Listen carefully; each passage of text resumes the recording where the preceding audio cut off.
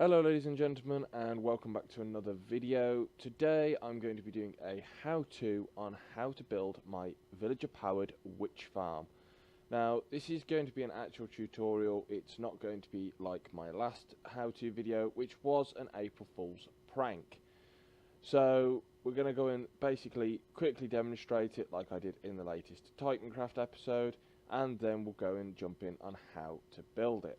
So first things we're going to go and need are all in this chest here. If you would like, you can go and pause the video. Obviously the building blocks are your choice. I'm using orange wool to go and demonstrate the circuitry, and iron block, which will be the actual build itself. So obviously we're going to need a channeling trident, and we're going to need a villager farm of some sort. Obviously certain servers you are allowed to go and use spawners. Others, as I say, if it's fully vanilla like what the Titancraft server is, then you will need to make a villager farm. So just to quickly demonstrate this again. Okay, so all of the doors are closed now, and as demonstrated in the Titancraft episode, villagers will come along here, drop down, see the zombie which is under there, and run into their holding chambers. So unfortunately these two guys are extras, but they won't affect this test at all, or this demonstration. We then need to go and have a thunderstorm, if I can remember the command.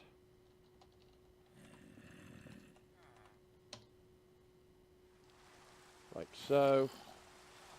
We swing round to the back, open the skylight access, and hit the tridents.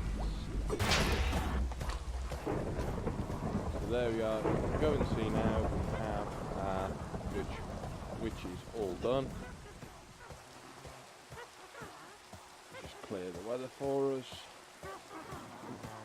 So now obviously you can go and move them if you so wished, or the other one that we can go and do is, this is a witch farm, is we drop them and go and collect our drops.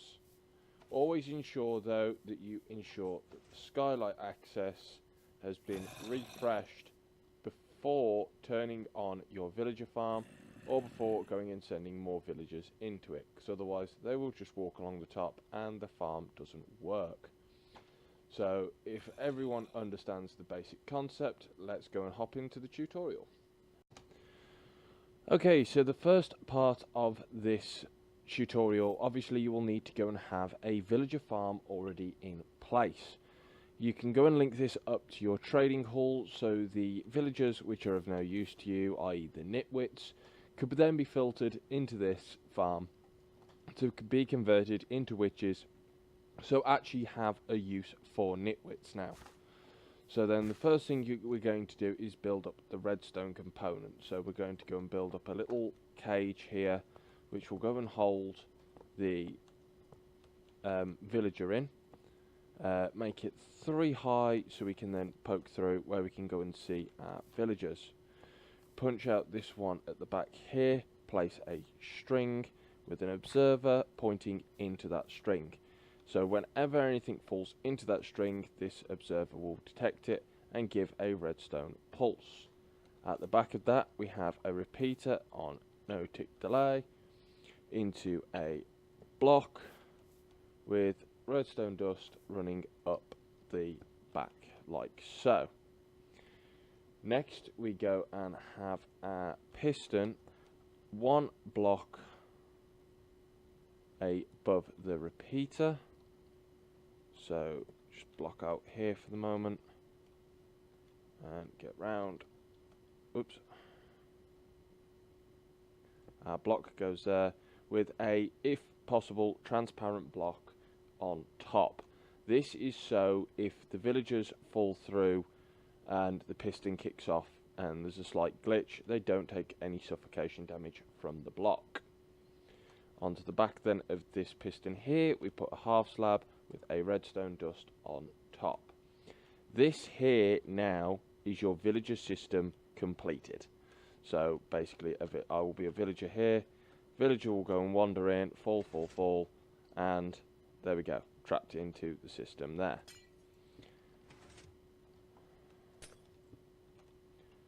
Next we need to go and do the redstone reset line. Now this one is a little bit more complicated. So we have a full block on the back of this here. So as you can see now, they are separate. So this circuit here goes and runs the piston, and then the circuit which we are building now will be running the reset line. The one I did also forget to go and do is place a iron block here, or a block of your type, with a redstone dust on top. So now you can see this is the system all working, and if we just use an item, as you can see, it still works. So the reset line now is actually fairly simple, and this module here is all you go and do is you just repeat this with a 1 block spacing. So obviously your next hold chamber would be here, and this is where you would put your next one. I'm not obviously going to go and build the whole thing, but you get the idea.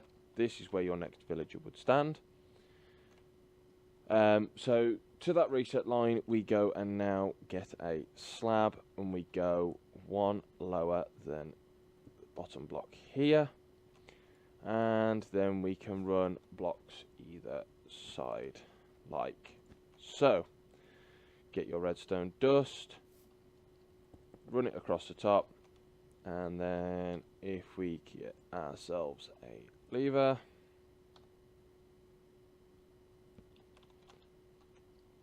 let's go and trigger this system once more. Just get that second bit of redstone. So there we go, system's triggered. Push out, piston cabs, and retracted.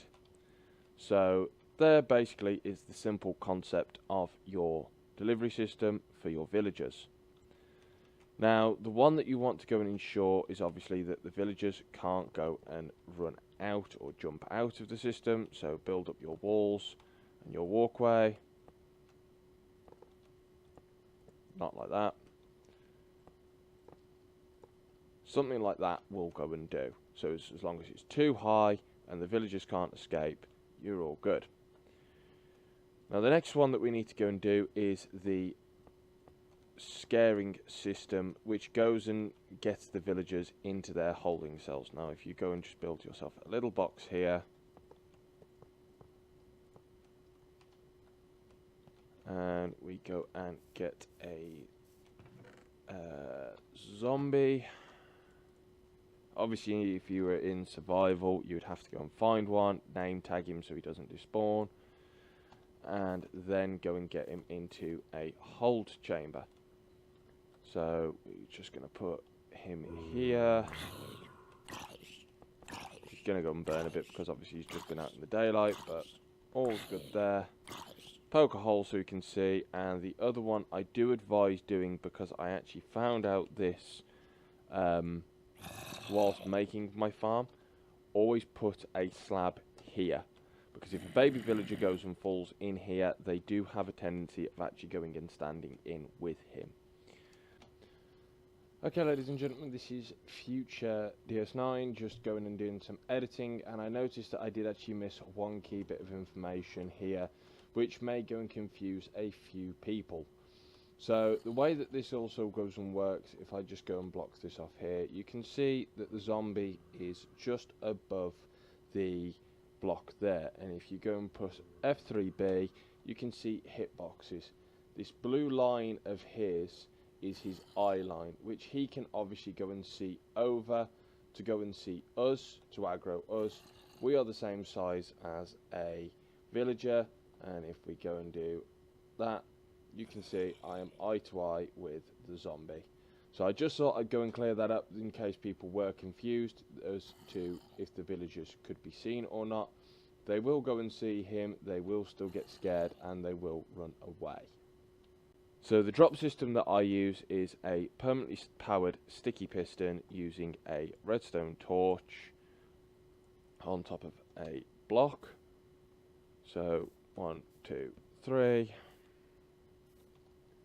And this is exactly the same design of what I use on the Titancraft server. So here is where all your villagers would stand. We then get a repeater, put it in between, and then when you power like this, they all retract and extend. So as you can see, it's a very, very simple farm to go and make. I hope it has made sense. Obviously, if it hasn't, please go and let me know in the comment section of where you struggled. I will also include a world download, so people can go and use this. If anyone does have any difficulties, go and let me know, and I will try and help where I can. I hope you enjoyed this video, guys. It is my first how-to video, so go and let me know in the comment section what you think I should be doing to improve. And obviously, if there's any more feedback, let me know. And yeah, that's everything for today, guys. Thank you very much for tuning in. If you enjoyed, hit the like button. If you really enjoyed, make sure to subscribe. Leave us a comment down below if you have any more suggestions. And I will see you all in the next episode. Bye for now.